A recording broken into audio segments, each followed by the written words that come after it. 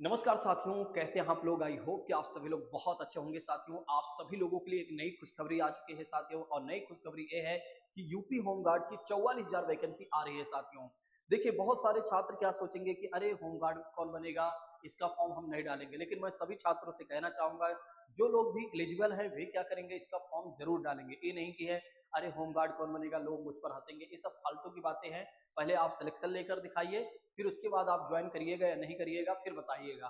ठीक है, फिर आप कहिएगा कि देखो मैंने सिलेक्शन लिया था, मैंने ज्वाइन नहीं किया। ठीक है, नहीं तो बहुत सारे लोग तो पहले ही अपना हवाबाजी कर लेते हैं। चलिए आइए हम बात कर लेते हैं कि इसमें क्या क्या क्राइटेरिया है साथियों। जैसे कुछ छात्र एनसीसी से पास हुए होंगे, उनके लिए क्या क्राइटेरिया है, सब कुछ आइए हम इसके बारे में जान लेते हैं साथियों। देखिए, सबसे पहली बात करते हैं, आपकी योग्यता कितनी होनी चाहिए साथियों। तो आपकी योग्यता होनी चाहिए 10 पास। तो 10 पास यदि आप हैं तो इस वैकेंसी को आप फिल कर सकते हैं साथियों। लेकिन उसके साथ आपकी उम्र होनी चाहिए 18 से लेकर 30 वर्ष के बीच में। 18 से लेकर 30 वर्ष के बीच में आपकी आयु होनी चाहिए। लेकिन अगर आप एससी या आप ओबीसी हैं, ठीक है, ठीक है, तो आरक्षण वालों के लिए की बात करते हैं तो उनको 5 साल की अलग से छूट दी गई है। यानी कि 35 साल तक वे फॉर्म भर सकते हैं। 18 से 35 के बीच में अगर वे हैं तो फॉर्म भर सकते हैं। इसमें 2 चरण में यह प्रक्रिया पूरी होगी। यानी कि ये जो भर्ती प्रक्रिया है 2 चरण में पूरी होगी साथियों। पहला चरण होगा साथियों रिटर्न में, इसका एग्जाम होगा। रिटर्न का मतलब है एमसीक्यूज में। ठीक है, एमसीक्यूज में। अच्छा, इसमें सिर्फ और सिर्फ अगर आप देखेंगे तो 100 नंबर का सामान्य ज्ञान पूछा जाएगा। सामान्य ज्ञान का मतलब हो जाता है जीके जीएस की बात करते हैं। और जीके जीएस में आपका आ जाएगा history, geography, polity, economy, current affair, static GK. ये सब आपके सामान्य जीके सॉरी सामान्य अध्ययन या सामान्य ज्ञान में आएगा साथियों, अर्थात जीके जीएस में आएगा।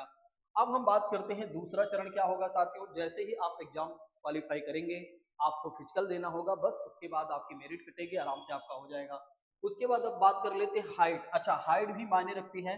अगर इस फॉर्म को आप भरने जा रहे हैं तो आपकी हाइट होनी चाहिए, मेल हैं तो 168 आपके हाइट होनी चाहिए। अगर आप फीमेल हैं तो 152 आपकी हाइट होनी चाहिए साथियों। ठीक है, अब रनिंग की बात कर लेते हैं जो मेल है। ठीक है, मेल वालों के लिए रनिंग क्या है साथियों, कितनी रनिंग करनी है। तो 4.8 किलोमीटर, 4.8 किलोमीटर रनिंग है। और 28 मिनट में इसे कंप्लीट करना है। कितने मिनट में कंप्लीट करना है, तो 28 मिनट में कंप्लीट करना है।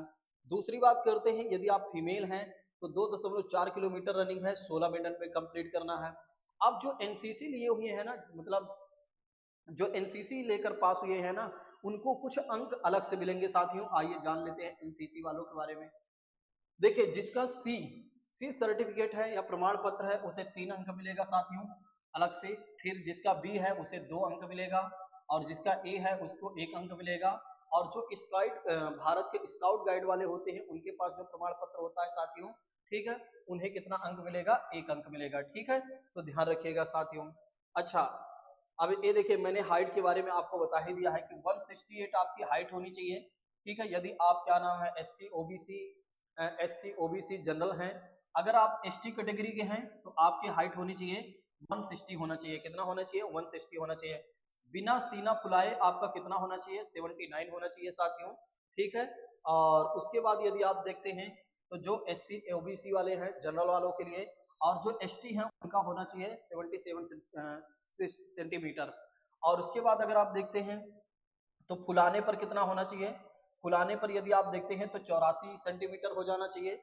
और उसके बाद अगर आप देखते हैं तो यहाँ पर 82 हो जाना चाहिए। अगर महिला आप हैं तो आपकी हाइट कितनी होनी चाहिए, 152 हाइट, जो कि मैंने पहले बता दिया। एसटी कैटेगरी के हैं तो 147 आपकी हाइट होनी चाहिए। इसमें वजन की बात करते हैं, इनका वजन जरूरी हो जाता है साथियों। तो महिला है तो आपको 40 किलोग्राम आपकी वजन होना चाहिए, इससे कम नहीं होना चाहिए, थोड़ा बहुत ज्यादा चल जाएगा। और अगर आप एसटी कैटेगरी से हैं तो फिर आपका 40 किलोग्राम होना चाहिए, सॉरी 40 किलोग्राम, हाँ 40 किलोग्राम के आप हो। ठीक है, इस बात को ध्यान रखिएगा साथियों। तो ऐसे में अगर आप देखते हैं तो मैंने आपको सारी जानकारी दे दिया है साथियों।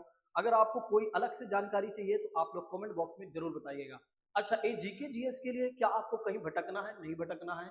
मैं आपके जीके जीएस को बहुत अच्छे से करवा दूंगा, इससे बाहर से कुछ भी नहीं आएगा। बस आपको क्या करना है, अपने इस चैनल को, शशि एग्जाम एकेडमी के चैनल को सब्सक्राइब कर लेना है। और यहीं पर सारी क्लासेज आपकी चलेंगी।